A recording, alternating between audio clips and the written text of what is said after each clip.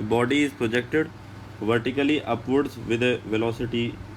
The ratio of times taken to cover the first fourth and the last fourth of the ascent to the height point. So now let us have the diagram in this case. So I assume that this is the total height h and particle is thrown from the point A to point B. Okay, so let's say the velocity is u initially.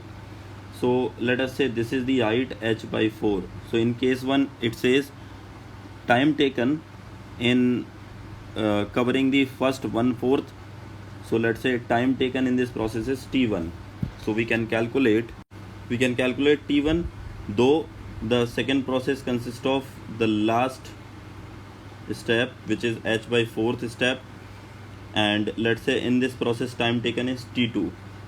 Now if you go traditionally, this question can be pretty tough because nothing is being provided here, just the height differences.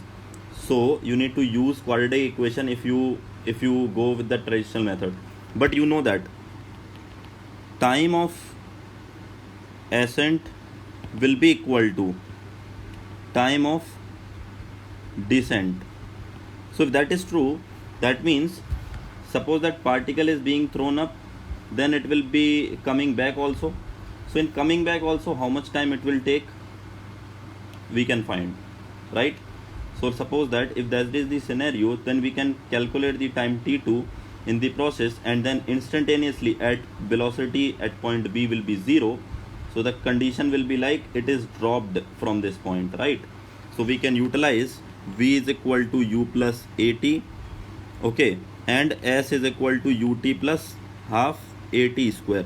Now taking downwards direction, positive direction, s will be is equal to plus h by 4, u will be 0 for this case, and then it will be half into g t square, means t2 square.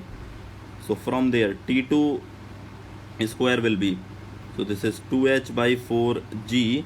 So from here t2 will be under root of h upon 2g, correct, under root h upon 2g. Now the question is that time taking in the process from point C to, let's say, point A. Again coming to this point A, let's say time taken is in this process is t1. Now how to calculate this one? So there are two ways. Either you calculate velocity at this point, or there is another way that you can calculate separately time in the process from this point to, let's say, point B to point C. Okay, so TBC will be simply under root of 2 h dash by g. The value of h dash will be here. So total height is h, so h dash will be h minus h by 4. So that means this will be 3h upon 4. So 3h upon 4 upon g. So this will be simply under root of 3h by 2g, correct? And then if that is true, this will be TBC. So once we find the value of TBC, then we can find the value of TBA. So TBA, that means whole complete process is under root of 2h by g. That means here h is under root of 2h by g. So basically the value of t1 for the half process, for the process h by 4 distance, that would be simply TBA minus total time TBA minus TBC. That means this will be 2h by g minus under root of 3h by 2g. So now here what I can do, I can take h by g, under root h by g common. This will be under root 2, this will be under root 3 by under root of 2, correct? Now we can find out,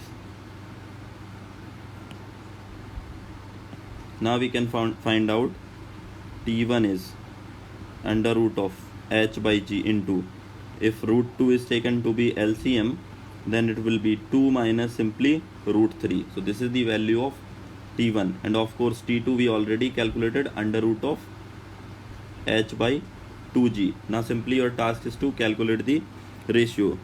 Here this was small h, this is a small h. So in this process we found that this is h by g. So now for the ratio T1, so first process was of course T1, so T1 raised to T2 will be under root of h by g into 1 upon root 2 into 2 minus root 3 divided by h by under root 2 we can take outside, this will be under root of h by g. This is cancelled out, this is cancelled out, so this will be 2 minus root 3 by 1. So we can find the ratio as 2 minus root 3 raised to 1. So this is a bit easier technique if you find out with this way. Otherwise the other one will be a bit complicated. So 2 minus root 3 raised to 1 has to be the right answer. So option number 3 gives us that choice. Okay, yeah.